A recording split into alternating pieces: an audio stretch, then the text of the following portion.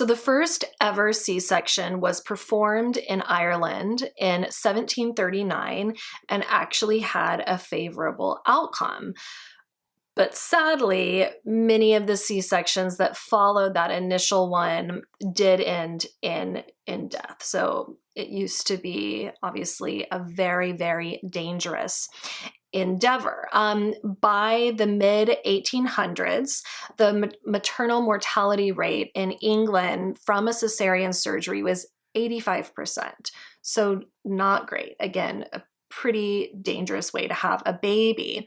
But then a big breakthrough came in 1882 when silver sutures were first used in Germany. And these sutures allowed the incision to be securely sewn up without creating a high risk for infection. So this was a really big breakthrough when it came to C-sections.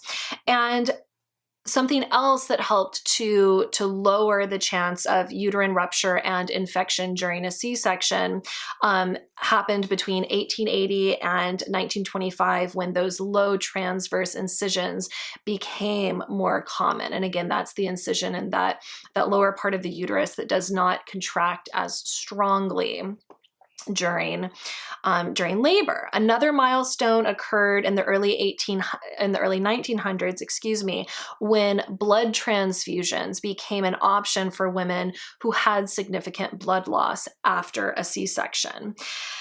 And, you know, back then a VBAC would have been a pretty dangerous endeavor, as many women had misshapen or misformed pelvises from the vitamin D deficiency rickets, which causes the softening and weakening of bones in childhood.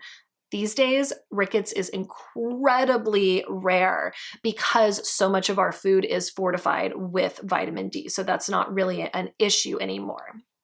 So back to C-sections. The next big advancement in C-sections came in the 1940s with the discovery of antibiotics that, allowed doctors to better treat any post-op infections. However, C-sections still weren't really common until, the 1970s. And they eventually became so commonplace that in 1982, ICANN, or the International Cesarean Awareness Network, was founded.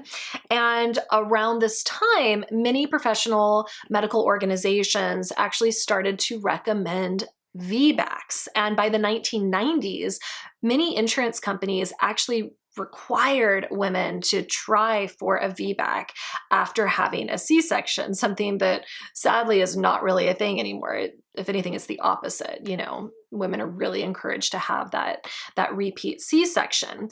And I'll go deeper into, VBACs and the history of VBACs in the next lesson. But for this one, I want to leave you with this. So currently, and I'm sure you know this, C-sections are booming. In 2018, the CDC reported that the C-section rate in the United States was 31.9%.